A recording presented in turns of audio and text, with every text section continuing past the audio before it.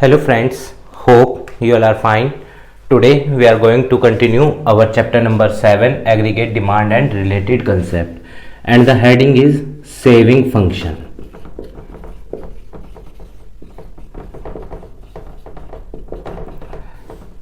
इस चैप्टर के पार्ट 1 में हमने कंजप्शन फंक्शन एपीसी एमपीसी के बारे में पढ़ लिया था.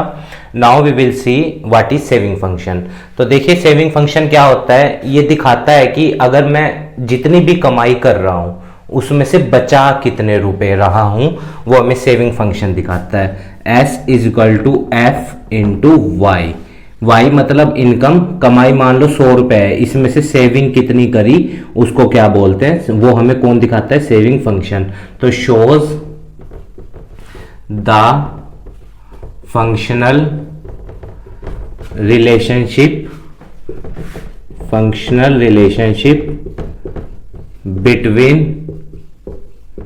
Between saving and income. तो saving function shows the functional relationship between saving and income. तो let us see first its data. y को आप जानते हैं 0 से शुरू करना है और कितने का अंतर, 100 का अंतर, 200, 300, 400.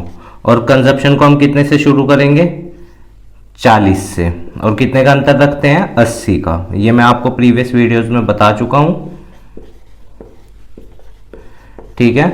और सेविंग कैसे निकालते हैं हम, कमाई में से किसको लेस करते हैं, खर्चों को. y माइनस सी करेंगे, -40, -20, 0, 20, 40.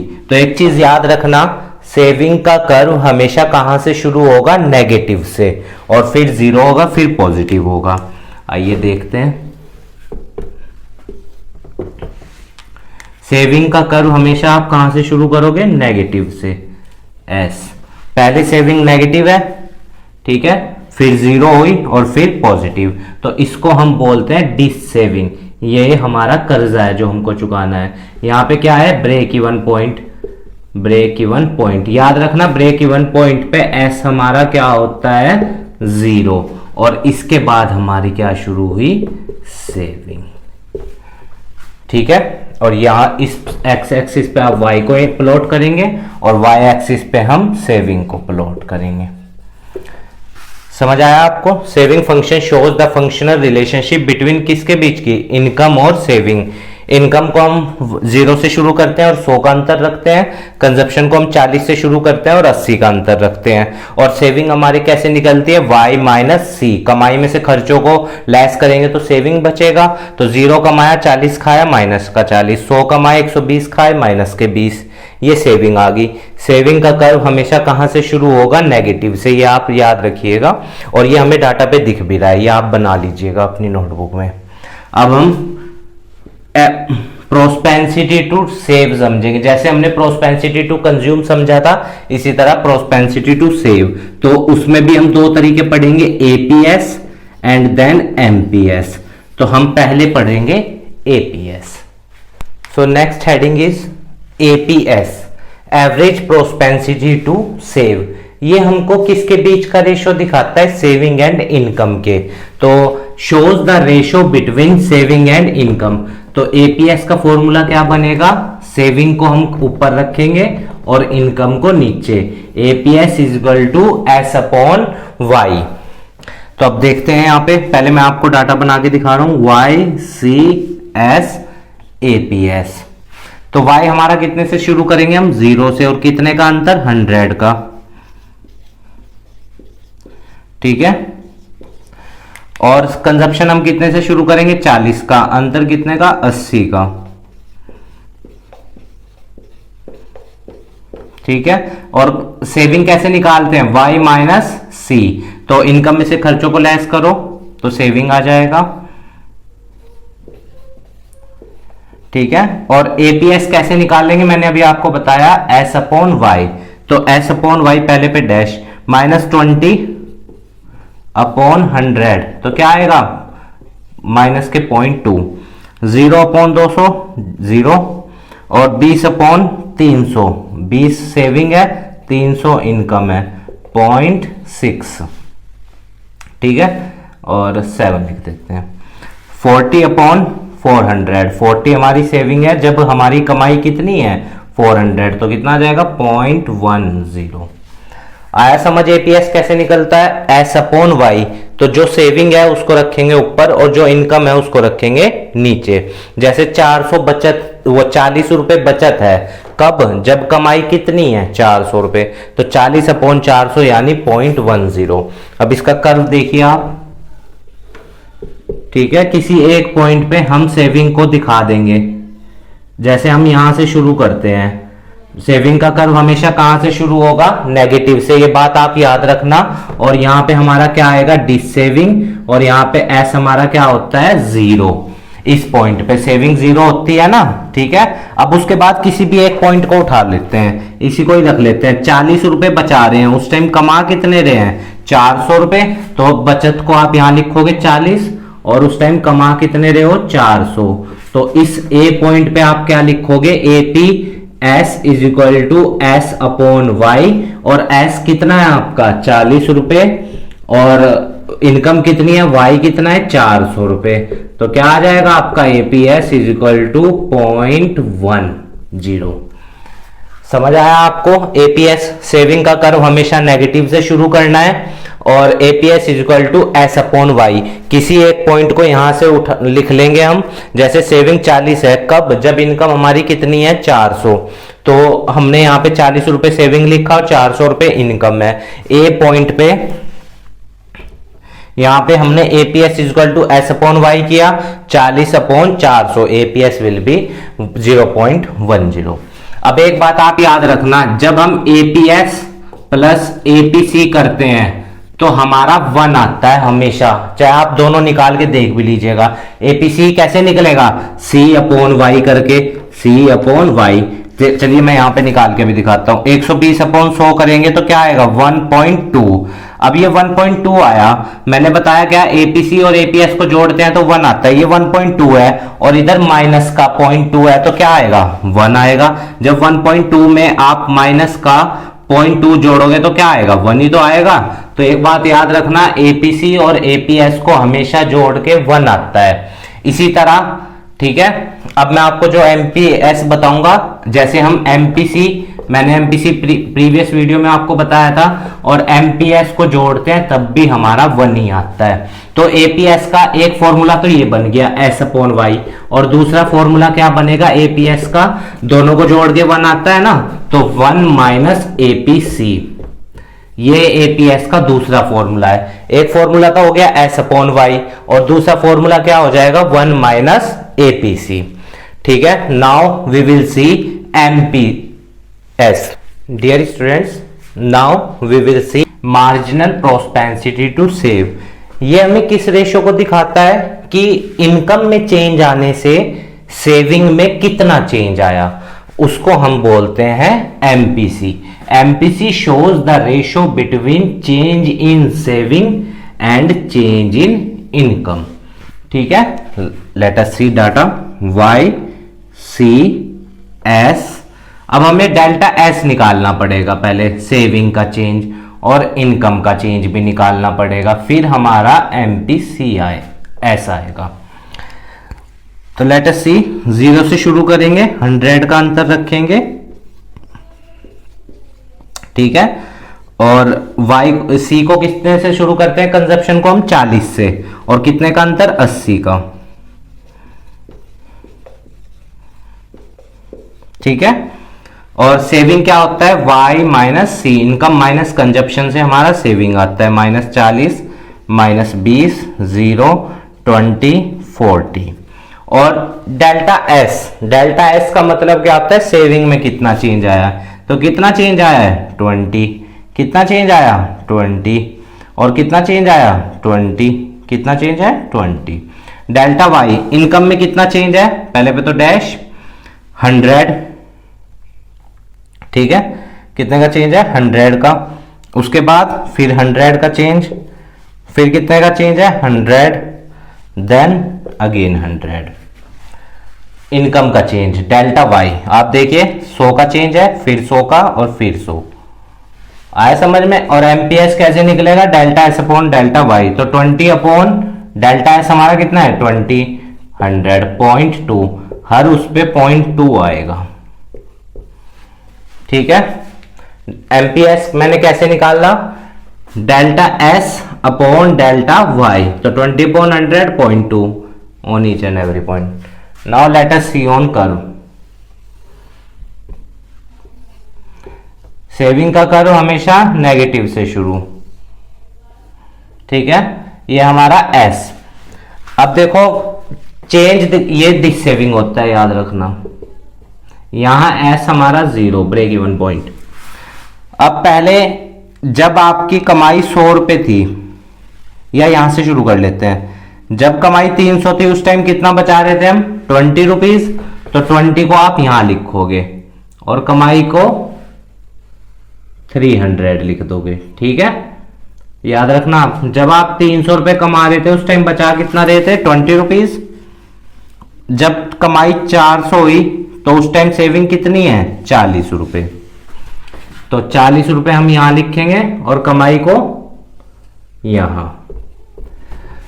समझ आ रहा है, ये क्या है हमारा डेल्टा वाई और ये क्या है हमारा डेल्टा एस। तो यहां बी पॉइंट पे लिखेंगे MPS is equal to delta S upon delta Y. Change in saving, कितना सेविंग में चेंज आ रहा है 20 रुपीज। कब आया सेविंग में चेंज, जब कमाई 300 से कितनी हुई 400। तो कमाई में कितना चेंज है 100 रुपए का। तो एमपीएस विल बी 0.2। समझ आया आपको एमपीएस कैसे निकाला मैंने, delta S upon delta Y. अब कर्व पे तो दोनों दिखाने पड़ेंगे चेंज को।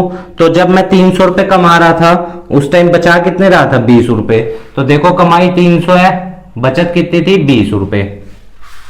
फिर कमाई 400 हुई, बचत कितनी हुई 40। तो कमाई 400, बचत ये रही 40 रुपए।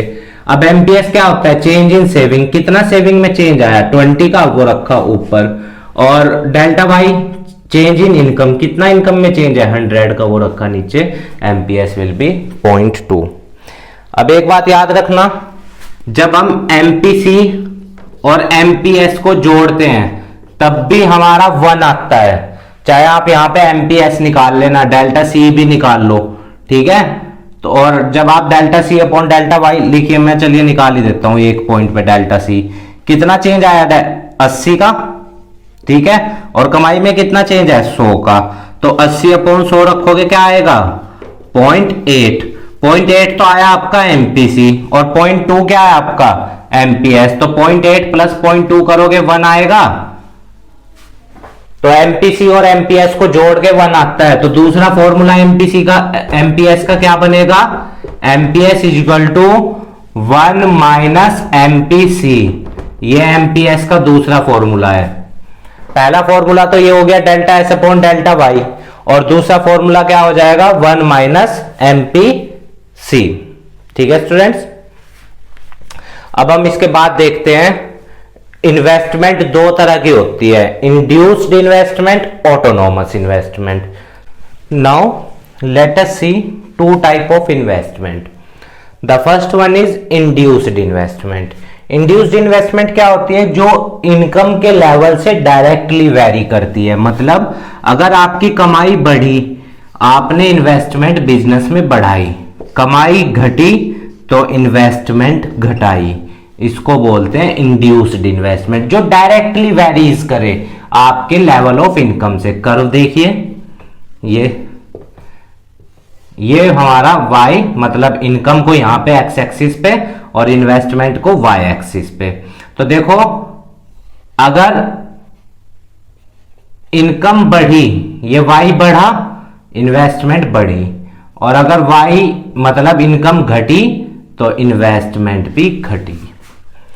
तो याद रखना, अगर इनकम बढ़ने पे, जैसे ये बढ़ गई है यहां पे, तो y हमारा बढ़ गया, और अगर इनकम घट गई तो इन्वेस्टमेंट भी घट गई। ठीक है, इसको बोलते हैं इंड्यूस्ड इन्वेस्टमेंट। ऑटोनॉमस क्या होता है, इनकम का लेवल चाहे बढ़ जाए चाहे इनकम का लेवल घट जाए, इन्वेस्टमेंट चेंज नहीं होगी।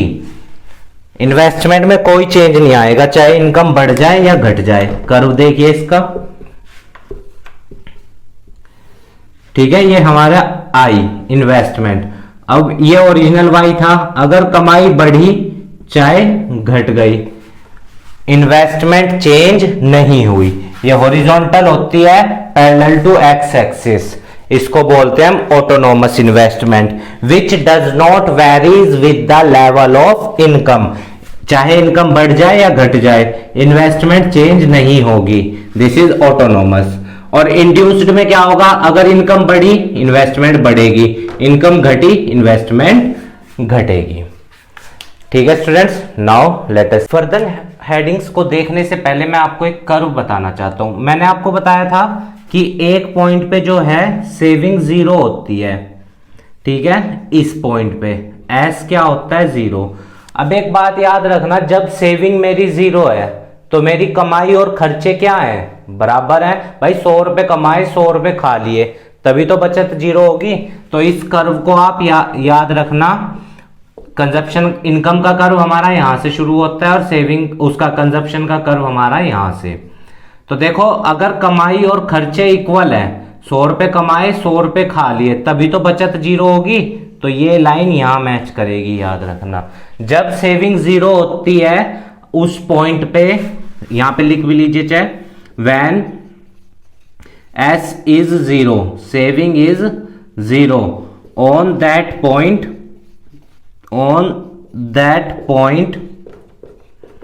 y is equal to C, कमाई और खर्चे क्या होते हैं, इक्वल।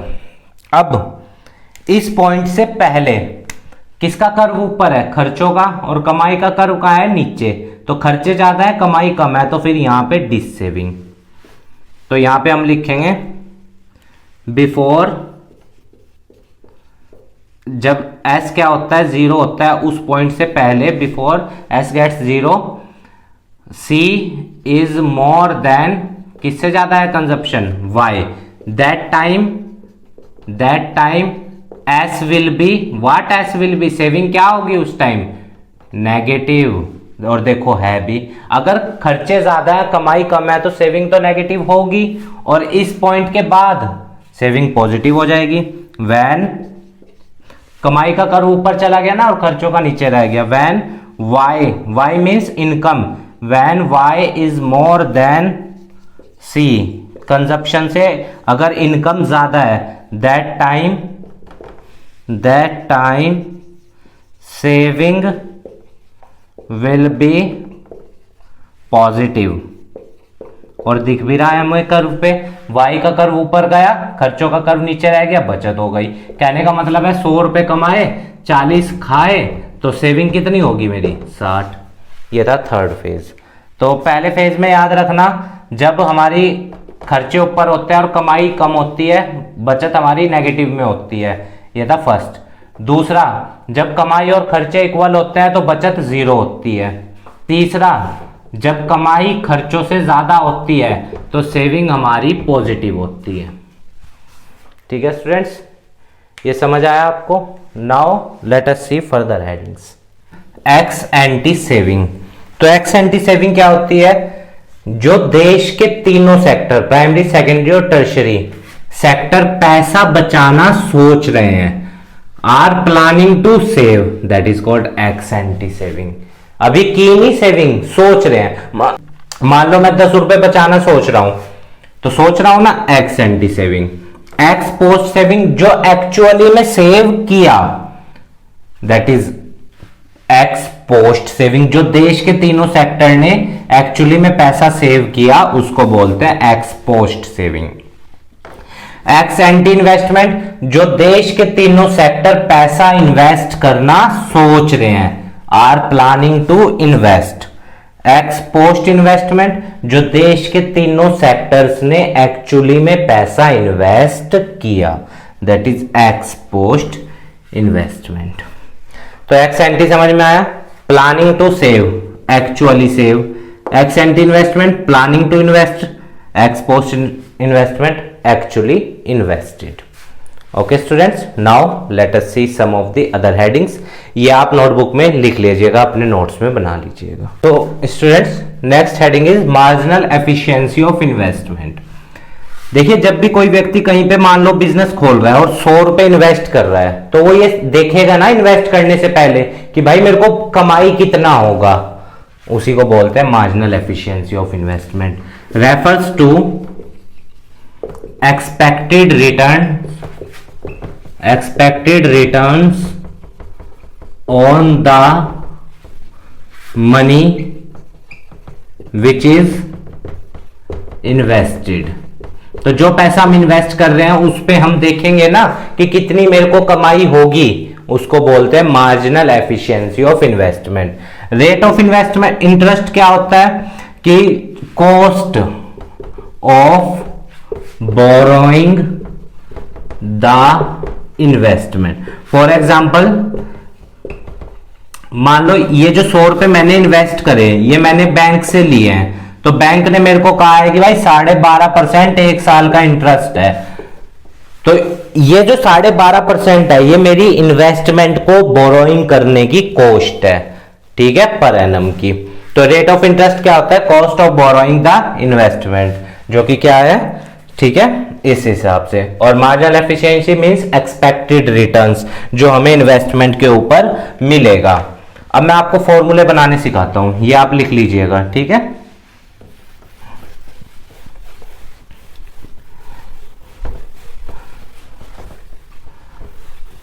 तो देखिए, सबसे पहला जो फॉर्मूला है हमारा वो क्या है? एपीसी। तो एपीसी के दो फॉर्मूले बनेंगे, एक तो एपीसी है ना, बाद में सी है, तो सी अपॉन वाई, ठीक है। और दूसरा फॉर्मूला एपीसी का 1 माइनस एपीएस, क्योंकि मैंने अभी आपको बताया था एपीसी प्लस एपीएस करते हैं तो क्या आता है? 1 आता है ना। तो 1 में से एपीएस को घटाएंगे तो एपीसी तो बचेगा। इसी तरह एपीएस का फॉर्मूला क्या बनेगा? बाद में एस है तो यहां पे एस रखोगे, एस अपॉन वाई, ठीक है, थर्ड फॉर्मूला। और फोर्थ फॉर्मूला क्या बनेगा? APS is equal to 1 minus APC. Clear हो रही है चीजें? Now let us see MPC. अब देखो एम आ गया ना, तो अब आप डेल्टा यूज करोगे, चेंज। तो बाद में सी है तो सी लिख दोगे, MPC equal to delta C upon delta Y. MPC का एक फॉर्मूला और बनेगा 1 माइनस एमपीएस। क्यों? क्योंकि मैंने आपको बताया एमपीसी प्लस एमपीएस करते हैं क्या आता है? 1। तो 1 में से एमपीएस को लेस करोगे, एमपीसी बचेगा। उसके बाद सेवंथ फॉर्मूला हमारा क्या बनेगा?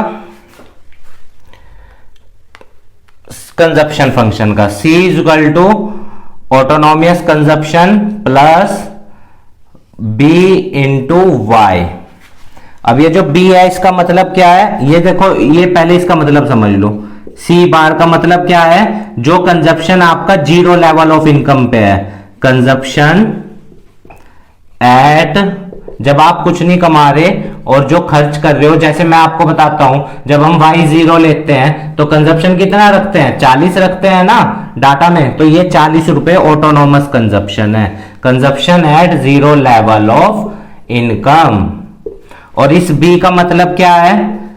1 माइनस एमपीएस, और 1 में से एमपीएस जाके क्या बचता है? एमपीसी। तो यानी इस B का मतलब क्या हुआ? एमपीसी। और Y का मतलब क्या है? हमारा इनकम। यह है हमारा कंजप्शन का equation, C bar plus B into Y.